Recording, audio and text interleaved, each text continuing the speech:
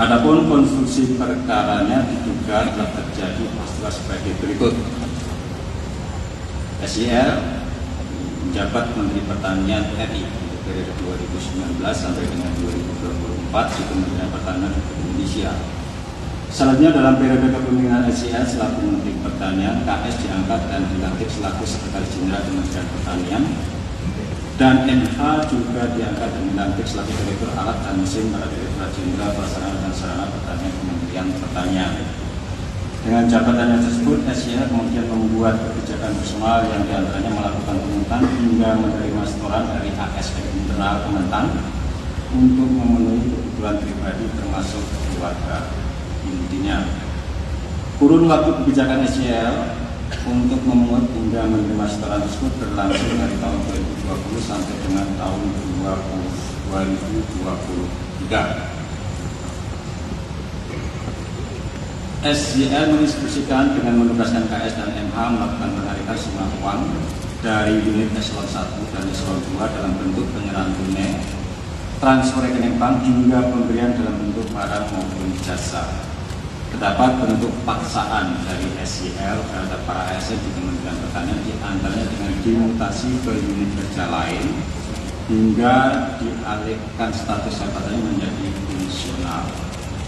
KS dan MH selalu aktif menyampaikan perintah SYL dimaksud dalam setiap forum pertemuan baik formal maupun informal di lingkungan Kementerian Pertanian. Terkait sumber uang yang digunakan diantaranya berasal dari realisasi anggaran Kementerian Pertanian yang sudah di-markup, termasuk permintaan uang dari para vendor yang mendapatkan proyek di Kementerian Pertanian.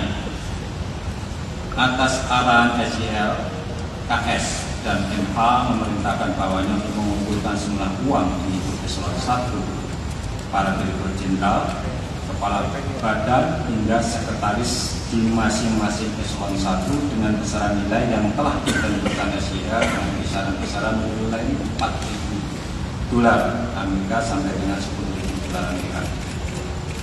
Penerimaan uang oleh KS dan MH sebagai representasi sekaligus orang kepercayaan dari SYL dilakukan rutin setiap bulannya dengan menggunakan pecahan ataupun hasil.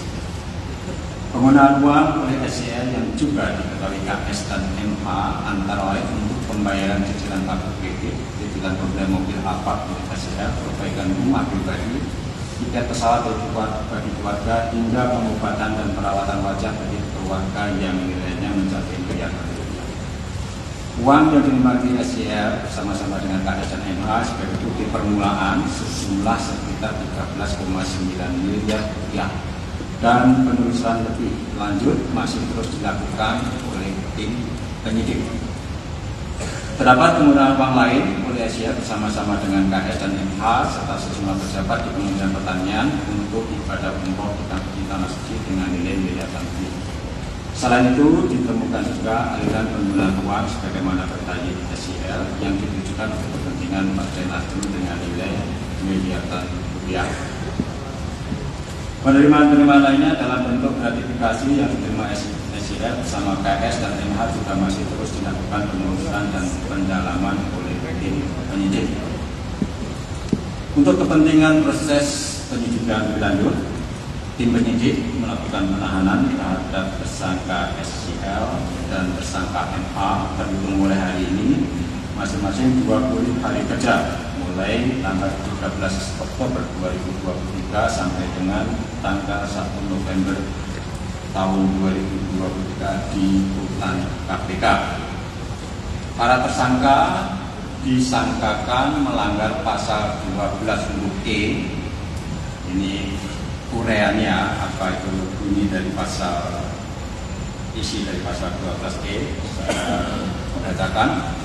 Pegawai negeri atau penyelenggara negara yang dengan maksud menguntungkan diri sendiri atau orang lain secara melawan hukum atau dengan menyalahgunakan kekuasaannya memaksa seseorang memberikan sesuatu, membayar atau menerima pembayaran dengan potongan atau untuk mengerjakan sesuatu bagi dirinya sendiri. Itu isi dari pasal 12 huruf E.